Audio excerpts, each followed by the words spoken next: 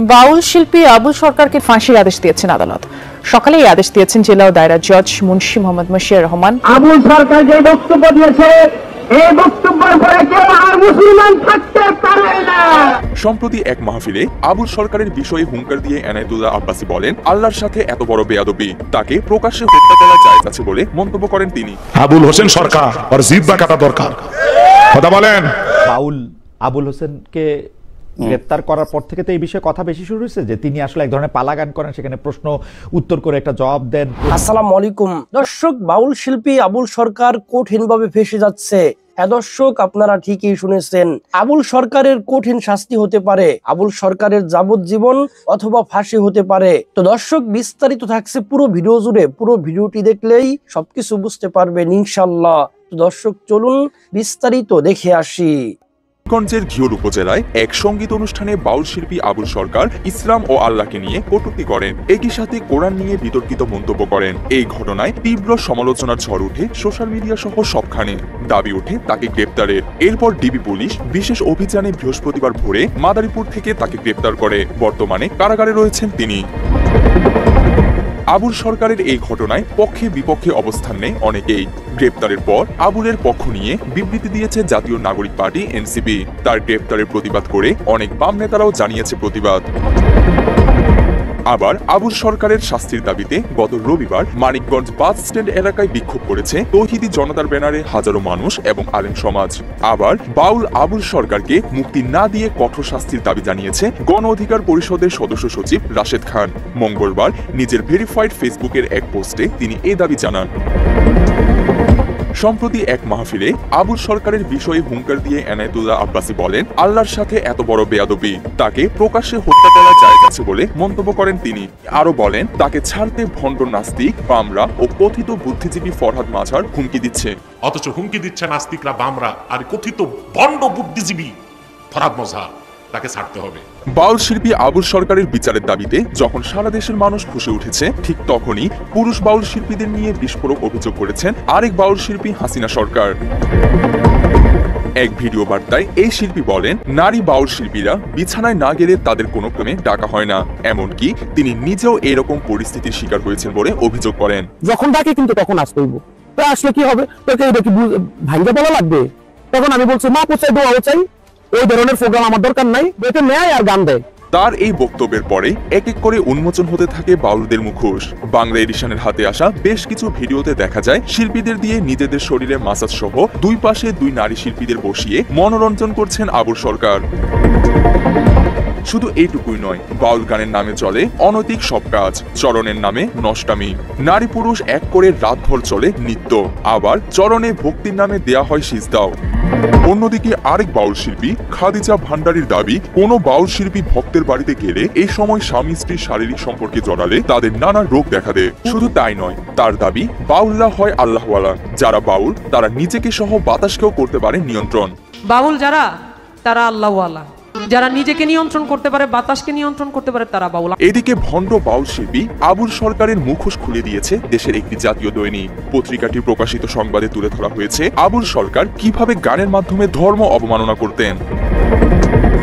প্রকাশিত সংবাদে বলা হয়েছে, বিতর্কিত বাউল শিল্পী আবুল সরকার মহারাজ ওরফে আবুল বয়াতি প্রাথমিক বিদ্যালয়ের গণ্ডি পার করার পর আর পড়ালেখা না করে গান গাওয়া শুরু করেন। পঞ্চম শ্রেণী পাশ করে দিতে থাকেন ধর্ম নিয়ে বিভিন্ন অপব্যাখ্যা। 5 বছর ধরে তিনি বিভিন্ন আসরে আবির্ভূত হন কোরআনের তাফসিরকারক হিসেবে। এসব বিভ্রান্তিমূলক বক্তব্য ও পবিত্র কোরআনের আয়াত নিয়ে ভুয়া বিবরণ দিয়ে করতেন প্রচার। স্থানীয়দের বরাতে পত্রিকাটি বলছে, আবুলের আত্মীয় স্বজন ও গ্রামবাসীর সঙ্গে কথা বলে জানা গেছে, 2 সন্তানের জনক আবুল বয়াতি বাউল গান গাওয়া শুরু করেন 10 বছর আগে থেকেই। তার স্ত্রী আলিয়া বেগমও একজন বাউল শিল্পী। আবুল যেখানেই গান গাইতে যেতেন সেখানেই তার স্ত্রীকেও নিয়ে যেতেন। সম্প্রতি নিজেকে পীর হিসেবে পরিচিত করতে শুরু করেন আবুল। বাড়াচ্ছিলেন ভক্ত। তিনি গ্রামবাসীর কাছে দাবি করেন, পীর সৈয়দ হাসিব আল হাসান রেজুইর কাছ থেকে 2007 সালে খেলাফত পান তিনি। এমন দাবি তিনি পাড়া গানের আসরেও বলতেন। এমনকি তার নাম লেখেন সৈয়দে গোলাম মহারাজ আবুল সরকার আর চিশতি নিজামী। তার একটি বয়াতি গানের বইও আছে। দেশে ধর্ম অবমাননার ঘটনা নতুন কিছু নয়। এসব ভণ্ডদের কঠিন শাস্তির আওতায় না আনা হলে ধর্ম অবমাননা দিন দিন বাড়বে বলেও মন্তব্য করেছেন অনেকে। আজকে সমাজে কিছু আউল বাউল ভণ্ড পীরের আবির্ভাব হয়েছে। এক ভণ্ড, নাম শুনছেন আবুল হোসেন সরকার, কথা কন রাখেন। এই আবুল সরকার, এই ভণ্ড পীর সেদিন এক জায়গায় গান বাদ্যযন্ত্র গিটার তবলা বাজাতে যা বলতেছে আল্লাহর কথার আগা মাথা পাই না। জোরে কন্যা নাউজুবিল্লাহ। কি কয়? আল্লাহর কথার আগা মাথা পাই না। এই বাজে কথা মহান মালিক আমাদের সৃষ্টিকর্তা আমাদের রব আল্লাহকে নিয়ে বলেছেন। আল্লাহ রাব্বুল আলামিনের কথা নাকি তার কাছে পছন্দ হয় না। আল্লাহ নাকি এক এক জায়গায় এক এক কথা কয়। আল্লাহ কথা মুখ দিয়ে বলে নাকি অন্য কিছু দিয়ে বলে, এমন শব্দ চয়ন করেছেন যা আমার মুখের ভাষা দিয়ে আমার পক্ষে বলা সম্ভব নয়। আমরা বলতে চাই যে বাউল আবুল সরকার আল্লাহ রাব্বুল আলামিনকে নিয়ে এরকম অশ্লীল বাজে মন্তব্য করেছেন, যাদের গান বাজনার মাধ্যমে রাসূলকে তুচ্ছ-তাচ্ছিল্য করা হয়, আমার আল্লাহর সম্মানকে নিয়ে অপমান করা হয়, ওই বাউলের চূড়ান্ত বিচার দেখতে চায়। যেই জিহ্বা দিয়ে আল্লাহ রাব্বুল আলামিনকে নিয়ে বাজে মন্তব্য করা হয়েছে, ওই জিহ্বা কেটে ফেলা উচিত। মানিকগঞ্জের মুসলমানকে আমরা ধন্যবাদ জানাই। আজকে সেই ভণ্ড বাউলের আস্থানা তারা ভেঙে গুড়িয়ে দিয়েছেন। বাউলকে ফিটাইয়া, জনতা ফিটাইয়া পানির ভিতরে নামায় দিয়েছে। কি সাউল বাউল আছে না, এই বাটা গিটার তবলা বাজায় গান গাইতেছি, ভালো গান। আমরা বারবার বলতেছি ডুগি তবলা গান বাদ্য যন্ত্র এগুলো কি জায়েজ না হারাম? হারাম। তারপরে করতেছি ভালো কথা কর। তো আল্লাহ রব্বুল আলামিনকে নিয়ে, মহান মালিক আমাদের সৃষ্টিকর্তা আল্লাহকে নিয়ে এমন বাজে মন্তব্য কেমনে বলে যে আল্লাহর কথা আগামাতা নেই? হ্যাঁ, যারা আল্লাহকে নিয়ে এমন কথা বলতে পারে, রাসূলের শানে বেয়াদবি করতে পারে, আল্লাহর শানে বেয়াদবি করতে পারে, আমাদের মহান মালিককে নিয়ে এমন মন্তব্য করতে পারে, আমার তো বিশ্বাস এদের মনে হয় জন্মেরই ঠিক নাই। কথা কোন ঠিক কিনা? ওরা ভালো মানুষ এই কথা বলতে পারে না। উন্মাদ পাগল গাঁজা খাইয়া নারী পুরুষ একত্রে হইয়া উল্টো পাল্টা জিকির করে, এই সমস্ত তার সেরা আউল পাউল এই কথা বলতে পারে। কথা বলে ঠিক কিনা? ওই বুঝেছে গাঁজা খাইছে ওই দিন, আল্লাহ ছাড়া কেউ জানে না। গাঁজা খাইয়া আল্লাহরে গালি দিতেছে, আল্লাহরে নিয়ে বাজে মন্তব্য করে। হ্যাঁ, 2 টাকার বাউল আউল ফাউল শিল্পী এরা আল্লাহরে নিয়ে গালি দেয়, রাসূলকে নিয়ে গালি দেয়। আবার ওরা চ্যালেঞ্জ বলে, 1 কোটি টাকার চ্যালেঞ্জ, গান বাজনা জায়েজ। কি ভণ্ড চিন্তা করে। সূরা লোকমানের 6 নম্বর আয়াতে আল্লাহ স্পষ্ট বলে দিয়েছেন, লাহু ওয়াল হাদিস এই শব্দের দ্বারা গান বাদ্যযন্ত্র গিটার তবলা, গানের গায়িকা নায়িকা এদেরকে ক্রয় বিক্রয় করে, এগুলো সম্পূর্ণ আল্লাহ তাআলা হারাম করে দিয়েছেন। কথা বলেন না কেন? এগুলো ভণ্ডদের বিচার হওয়া দরকার আছে না নাই? এদেশে তো আল্লাহকে গালি দিয়ে পার পায়, রাসূলকে গালি দিয়ে পার পায়। কথা বলেন, কথা বলেন। এজন্য আমরা বলতেছি যে এই বাউলকে গ্রেফতার করা হয়েছে, শুধু গ্রেফতার নয়, এদের দৃষ্টান্তমূলক শাস্তি দিতে হবে। আর মানিকগঞ্জের ভাইদেরকে ধন্যবাদ জানাই যারা গণধোলাই দিয়া রাস্তানাটা ভেঙে দিয়েছে। কথা বলেন না কেন?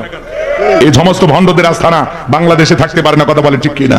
যারা আল্লাহকে গালি দিবে, রাসূলকে গালি দিবে, রাসূলের আল্লাহর চূড়ান্ত দুশমনদের জায়গা বাংলার জমিনে হবে না। কথা বলেন ঠিক কিনা? কারা কারা একমত হাত তুলে দেখান। লিল্লাহি তাকবীর, লিল্লাহি তাকবীর। হাত নামান। কষ্ট পাইছেন আমার কথা? আবুল হোসেন সরকার আর জিহ্বা কাটা দরকার। কথা বলেন। শালা ভণ্ড একটা বেয়াদব, চূড়ান্ত বেয়াদব। এরা এত বাইরে গেছে, এদের থামানো দরকার। কথা বলেন। সিজদার মতো একটা সিজদা দিবি, জান্নাত পার হয়ে জাহান্নামে পড়ে যাবি।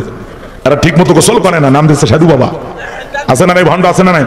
কালা বাবা, সালা বাবা, শিকল বাবা, লাউ বাবা, কদু বাবা, নারী পুরুষ একত্রে হইয়া ডুগি তবলা বাজায়, জিকির করে। বাবার মাথার চুলে জট, হাতে গাঞ্জার পর সালা পিনতে থাকে, তবিল থাকে, সব দেখা যায়। ভণ্ড আছে না না? আবার ওরা গান গায়, পানির ভিতর জ্বললে বাতি ঝড় বাতাসেও নেভে না, ল্যাংটা বাবার মুরিদ হইলে নামাজ রোজা লাগে না। যে পিসাই বলবে নামাজ রোজা লাগে না, ওইটা পীর না টাটকা শয়তান? জোরে বলেন। আজকে মাজার গুলো গাঁজা খাওয়ার আসরে পরিণত হয়ে গেছে। লালন শাহর মাজারে গাঁজা খাইয়া দেখলেন না, মাঝভাবি গাঁজা খাওয়ার আসো। গাঁজার কলিকিতে এমন টান মেরে ধুয়া ছাড়ে, রাস্তায় প্রশাসনের লোক দাঁড়িয়ে থেকে মনে করে যে ওরসের রান্না চলছে। কথা কন ঠিক না? হাই রে, গাঁজা খায় মুজদারি লাল বানাইছে, টস লাইট মেরে মুখই খুঁজে পাওয়া যায় না, বগলে চুল দিয়ে বেরি বের হয়েছে। আর সুন্দরবনে বসলে বান্দরবনে কি অবস্থা? এই ভণ্ডদের জায়গায় বাংলাদেশে হবে না। কথা বলেন ঠিক না? এদেশে বড় বড় আল্লাহওয়ালা ছিল, আছে, থাকবে। কথা বলেন। পীর ছিল শাহজালাল, খানকাই পীর, রাজপথে বীর, নারাই তাকবীর হুঙ্কার দিয়েছে, গৌর গোবিন্দ বুদ্ধি খুলে পালাছে। কথা কন ঠিক না? আর এখনকার কি পীর? পীর না ডিজিটাল ক্ষীর। কথা বলেন। মহিলা মুরিদদেরকে নিয়ে আউল ফাউল জিকির করে। মহিলা মুরিদ দেখলে পীর সাহেব বয়স হয়ে গেছে, তা ভণ্ডামি যায়নি। কথা কন। মহিলা মুরিদ দেখলে 2 হাত ধরে বলে ভাই ও মাই। কথা বল। মহিলা চিন্তা করছে এত বড় আল্লাহওয়ালা ডাকে, কাছে না গেলে জাহান্নামে জায়গা হবে না। পীর সাহেবের বুকের ভিতরে ঢুকে গেছে। পিসাবের বুকের ভিতরে যে আনন্দের ঠেলা গান গায়, বাবা আমি তোমায় ভালোবাসি, তোমার চরণ চুমিতে বাবা তোমার কাছে আসি গো বাবা, আমি তোমায় ভালোবাসি। যেই নারী স্বামীকে বাদ দিয়া পীরের ফাঁকা পাই তোমা খায়, ওই নারীর চরিত্রে ঠিক না, কথা বলে ঠিক না। বাউল আবুল হোসেনকে গ্রেপ্তার করার পর থেকে তো এই বিষয়ে কথা বেশি শুরু হয়েছে যে তিনি আসলে এক ধরনের পালাগান করেন, সেখানে প্রশ্ন উত্তর করে একটা জবাব দেন, প্রশ্নের ক্ষেত্রে তিনি আগে মাপ চান, তিনি এক ধরনের রোল প্লে করেন, সেগুলি বাংলাদেশে অনেক আগে থেকে চলে আসতেছে। সেই ভিডিওটার অংশ ধরে তাকে এই সরকার গ্রেফতার করার মধ্যে দিয়ে কি কোনো মেসেজ দিতে চাইলো? আবার কেউ কেউ, আমরা সংস্কৃতি উপদেষ্টারও একটা পুরো ব্যাখ্যা শুনলাম এবং অকারণেই হয়তো সংস্কৃতি উপদেষ্টার উপর বেশি আঘাত আসতেছে, যিনি মুস্তাফা সরোয়ার ফারুকী বলেই। এই জায়গাটা আসলে আপনি আসলে কি হয় দেখেন যে মানে এই এই এই পালাকারের এই ভিডিওর এই অংশটুকু দিয়ে কারো মনে আঘাত যাচ্ছে, আরো বড় হইতে পারে ব্যাপারটা, সেজন্য তাকে গ্রেফতার করতে হবে, মানে এটা আসলে কিরকম? মানে ওই যে পালা গানটা, ওইটা পুরাটা যদি কেউ শোনে তাহলে কিন্তু দেখা যায় যে এই পালার শুরুতেই উনি বলে নিচ্ছেন যে এইখানে আমি পক্ষে বিপক্ষে কথা বলতে হবে, সুতরাং আপনারা কখনো ভুল বুঝবেন না, এরকম একটা ইন্ট্রো কিন্তু ওনার দেওয়া আছে সংবিধিবদ্ধ এবং এগুলি নতুনও না, আসলে ব্যাপারগুলি নতুনও না, মানে এগুলি চলতেছে অনেক আগে থেকেও। জি ভাই আপনি বলতেছিলেন। হ্যাঁ, এবং এরকম বিতর্কগুলো যেমন ইকবালের কবি ইকবালের কবিতাতেও এরকম আছে যে একবার উনি খোদাকে প্রশ্ন করছেন, আবার জবাব দেবার চেষ্টা করছেন, বা এরকম তো আমরা আরব বিশ্বেও দেখেছি যে এই যে বাহাস বলে যেটাকে, যে আল্লাহর অস্তিত্ব নিয়ে বা ইসলামের বিভিন্ন বিষয় নিয়ে বাহাজের মধ্যে দিয়ে একটা জায়গায় পৌঁছানোর চেষ্টা, এটা তো ভারতীয় উপমহাদেশ বা দক্ষিণ এশিয়াতেও খুবই প্রচলিত। কিন্তু এইখানে যেটা হয়েছে যে নতুন একটা মিডিয়া এসছে, এই যে সোশ্যাল মিডিয়া, যদিও এর বয়স তো ভালোই হয়ে গেল 1.5 দশক, এইখানে খণ্ডিত অংশ উপস্থাপন করে আসলে এই যে নির্বাচন সামনে রেখে এবং নিজেদের প্রভাব প্রতিপত্তি তৈরি করার জন্য নানান রকম ইন্টারেস্ট গ্রুপ এখানে কাজ করছে। তাদের কারা এভাবে কেটে এটাকে শেয়ার করলো এবং তা দিয়ে সেটাকে কাজে লাগিয়ে ওই বাউলের বিরুদ্ধে মামলা করতে হলো। আচ্ছা, এ পর্যন্ত নয় আমি ধরেও নিচ্ছি যে ঠিক আছে, ওই খণ্ডিত অংশ নিয়ে মামলাটা হলো, এরপর পুরো ভিডিওটা আদালতে দেখা হবে এবং তার ভিত্তিতে পরবর্তীতে একটা বিচার হবে। কিন্তু ওই যে পরে আবার তার মুক্তি চেয়ে যখন তার সতীর্থরা, অন্য বাউলরা একটা মিছিল করলো, সেইখানে আবার তৌহিদি জনতা গিয়ে তাদের উপরে হামলা করলো এবং 3 জনকে আহত করলো। আমরা দেখলাম যে পুকুরে লাথি দিয়ে ফেলে দিচ্ছে। এইগুলো তো হচ্ছে আইনের সুস্পষ্ট লঙ্ঘন। সুতরাং এইটার শাস্তি নিশ্চিত করাটা আসলে স্বরাষ্ট্র উপদেষ্টার দায়িত্ব। এটা যদি না করা যায় তাহলে এই প্রবণতাটা আমাদের সমাজে বাড়বে এবং কখনোই আসলে এরকম গাজোয়ারি বেআইনি প্রবণতাকে বাড়তে দিতে হয় না। আমি সংস্কৃতি উপদেষ্টা নিয়ে 1-2 কথা কি বলতে পারি? জি মাসকাত ভাই, একটু খুব দ্রুত যদি বলেন, আমরা ওই যে পরের প্রশ্ন। মানে ব্যাপারটা হচ্ছে যে এখানে দায়িত্বটা স্বরাষ্ট্র উপদেষ্টা, দায়িত্ব আইন শৃঙ্খলা রক্ষা বাহিনীর। সেখানে সংস্কৃতি উপদেষ্টাকে যেন কেন আমাদের মধ্যবিত্তরা এভাবে ভৎসনা করলেন তা আমি বুঝতে পারলাম না। এবং অনেক ক্ষেত্রেই মনে হয়েছে যে যেহেতু উনি মানে পহেলা বৈশাখ উদযাপনের আগের ধরনটা বদলে দিয়ে একটু অন্তর্ভুক্তিমূলক সব ধর্মের, সব বর্ণের, জাতির মানুষকে নিয়ে আয়োজনের চেষ্টা করেছেন।